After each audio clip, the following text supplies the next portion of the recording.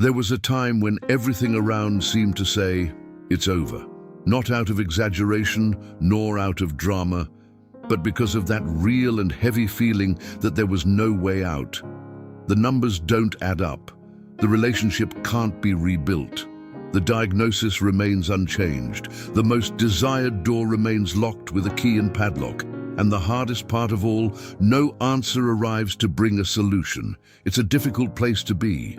And if you've been there, or are there now, you need to know that this video was made for you. Not with pretty words that evaporate into thin air, but with something that has changed lives for millennia. Something that defies what the eyes see and what the mind calculates. Today's message is about impossible and about who has authority over him. We live in a world that loves certainty. It loves data, evidence, visible results. And when the situation collapses, the first thing the world does is calculate the odds. The probability is zero. It's gone too far. It's no use anymore. Seems reasonable, right? After all, that's what the facts show. But there's a huge difference between what the facts show and what God can do. Because there is hope in the impossible with God that doesn't depend on statistics. It doesn't depend on favorable conditions. It doesn't even depend on you understanding how it will work. What you will discover here is that God can change any situation, including the one you've already given up on as lost. And we're not talking about illusion. We're talking about faith in God to overcome real, concrete difficulties, the kind that keep you awake at night. So before we continue, I need to ask you an honest question. What if there's no way out you believe today is exactly the scenario God chose to act in a way you never imagined? There's one thing humans do very well: calculate limits. We learn early on that there's a point where our strength runs out, where money can't stretch any further, where medicine says there's nothing more that can be done, where time has passed and opportunity has gone. These limits are real. Nobody is saying they aren't. But there's a truth that needs to be said aloud. Human limits are not God's limits. It never was. And it never will be. Luke 1:37 is direct and to the point. For nothing is impossible with God. It's almost nothing. It's not most things. It's nothing. And when the Bible uses that word, it's not being poetic. It's being precise. God's power in a person's life doesn't operate within the boundaries of what is humanly feasible. It operates in a completely different realm, above logic, above biology, above economics, above what any expert can predict. And to show that this is not just theory, sacred history is full of moments when God intervened exactly where all seemed lost. But there is one story in particular that needs to be told here. The story of a young man named Joseph. Joseph was Jacob's son, beloved by his father, full of dreams given by God himself. Big dreams, dreams that pointed to a future of greatness. But before he could get there, Joseph's life was brutally turned upside down. His own brothers hated him so much that one day, in an act of shocking coldness, they threw him into a cistern. Then they sold him as a slave to merchants going to Egypt. For Joseph, at that moment, every step that took him away from home seemed to destroy his dream. He was going as a slave, not as an heir. In Egypt, things didn't improve. He served faithfully in Potiphar's house, acted with integrity, refused sin, and yet he was unjustly accused and thrown into prison. Imprisoned, forgotten. Years passed. Think of the weight of that. Years inside a cell, with a dream that seemed to have become a joke. Any reasonable person would have concluded he finished. God's plans have failed. The promised life will not come to pass. But here's the detail that changes everything. While Joseph was in prison, God was at work, in silence, behind the scenes, moving pieces Joseph couldn't see. A dream here, an interpretation there, a cupbearer who remembered at the right moment. And suddenly, in a single day, Joseph left prison and entered the palace, not as a visitor, as the second most powerful man in Egypt.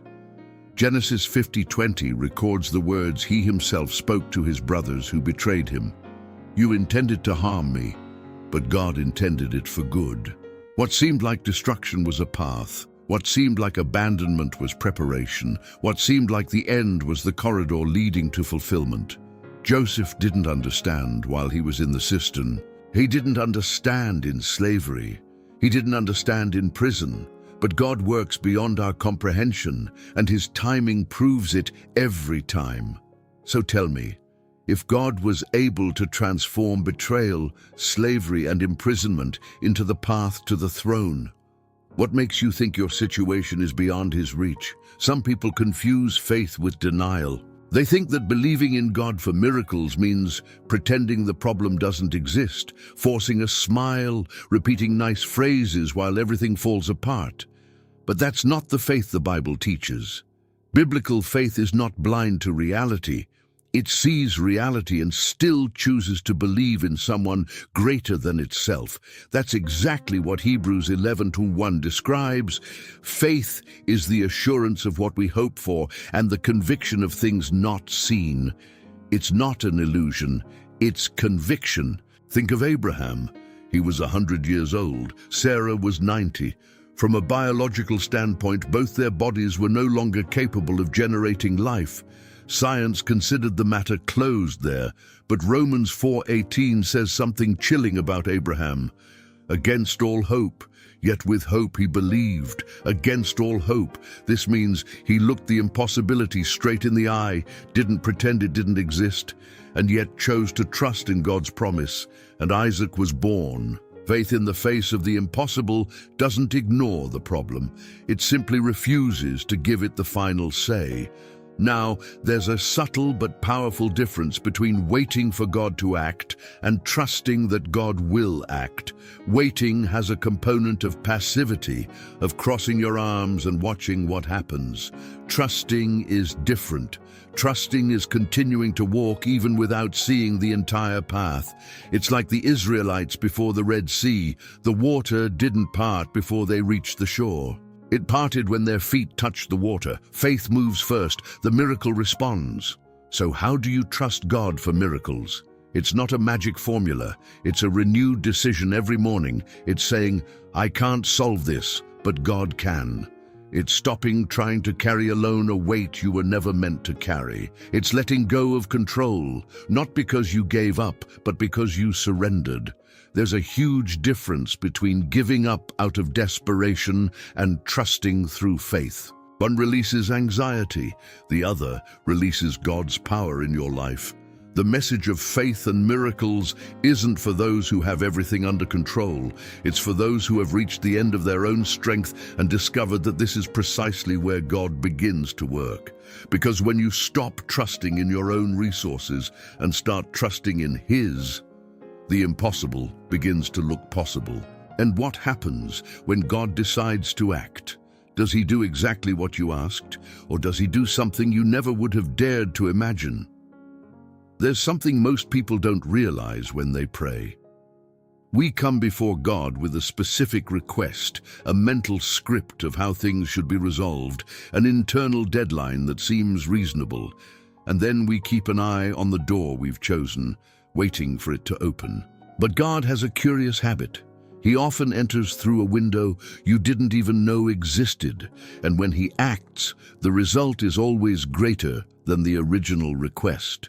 Ephesians 3:20 is one of the boldest verses in the entire Bible. Now to Him who is able to do immeasurably more than all we ask or imagine, according to His power that is at work within us. Notice the words, infinitely more, not a tiny bit more, not reasonably more, infinitely more than we asked for. Or we think. This means that even your biggest dream may still be underestimating what God wants to do. God's miracles today don't fit into the mold we create for them. Think about how this manifests in real life. A person prays for a job, and in addition to the job, receives a promotion, a connection, a door that opens an entire career. A person prays for healing, and not only does the body heal, but relationships are restored in the process. The family's faith is reaffirmed, a story of testimony is born. Testimonies of God's miracles almost always follow this pattern. What God delivered was greater, more complete, and more beautiful than what was asked for. Because He doesn't just respond to the immediate need, He works on the whole picture. This doesn't mean the wait is easy. God surprises us beyond expectation, but He also has a timing that isn't ours. And in that interval between the request and the answer, faith is tested. Not to punish you, but to prepare you to receive what is to come. Fruit that grows too fast has no flavor. There is a maturity that is only born in waiting. There is a character that is only formed under pressure. And when the answer arrives, you are already different enough to handle what God will place in your hands. Before continuing, I need to pause here. If this content is touching your heart, if you are finding faith and hope in this message, subscribe to the channel now and leave a like. This helps this message reach more people who also need to hear it today. It's simple and makes a real difference, but there's something that needs to be said and that most people don't consider. The miracle you're waiting for may have already begun, just not where you're looking. There's a mistake almost everyone makes when waiting for a miracle, thinking that until there's a visible sign, there's no movement at all, that God's silence is God's absence, that the delay is abandonment. But the Bible tells a completely different story. Throughout the Old and New Testaments, the pattern repeats itself. God works first in the invisible. The visible is only the final layer of what has been under construction for a long time. Romans 8:28 says, "We know that in all things God works for the good of those who love Him." Everything, even the things that hurt, even the things that don't make sense, even the delays, the detours, the losses. Nothing is outside the equation when God is working. This is not empty consolation. It is a declaration of sovereignty. He is weaving something that you will only be able to see when you are on the other side. And when you see it, you will understand why every thread, even the dark ones, was necessary. Think about how a seed works. You plant it in the ground, cover it with soil, water it, and wait. For days, nothing appears. For weeks, total silence.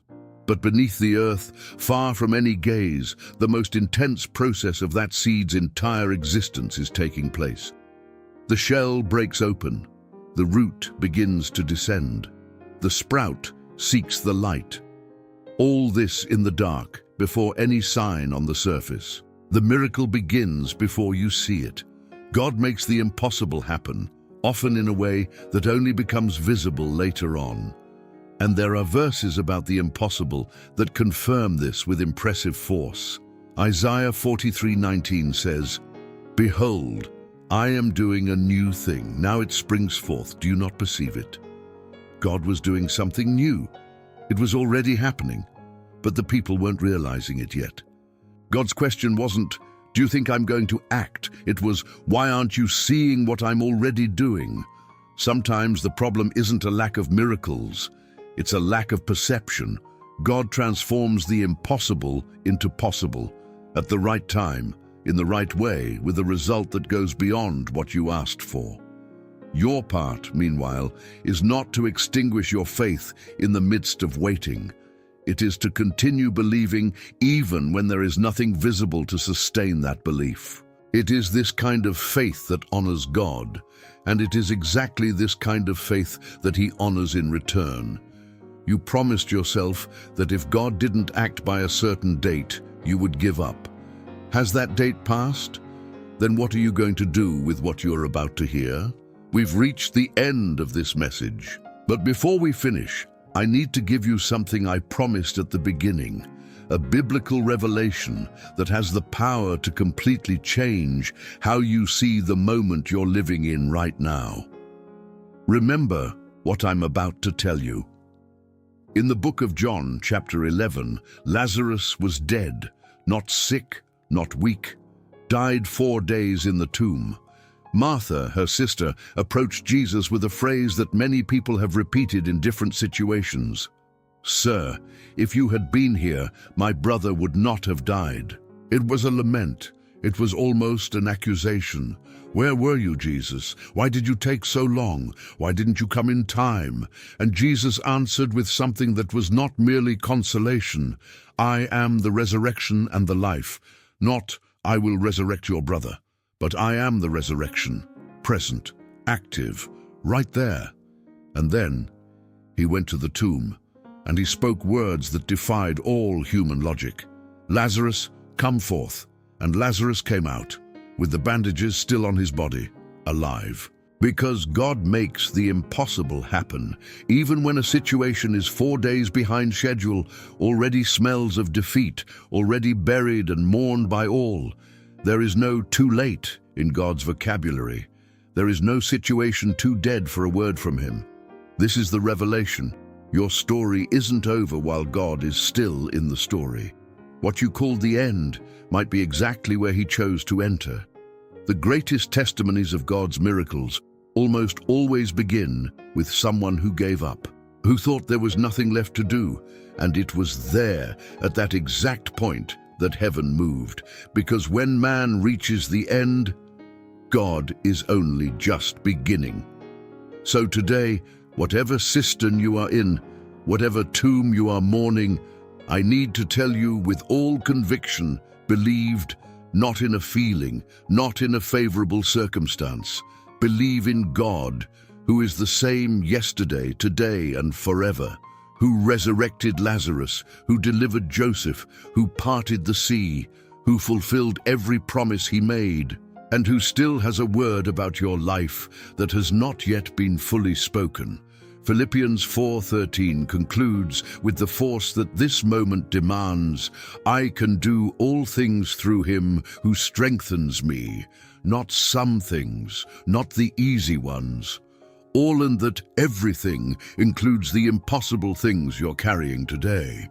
If this message touched your heart, share this with someone who needs to hear it now. Leave your comment below. Tell us what you believe God has done, or share a testimony of something He has already done in your life. This strengthens the faith of many people. Subscribe to the channel and activate the bell so you don't miss the next messages. Because faith needs to be nourished, and the Word of God has the power to change any situation. Their story isn't over yet, and the best chapter may be about to be written. May God bless you and keep you always.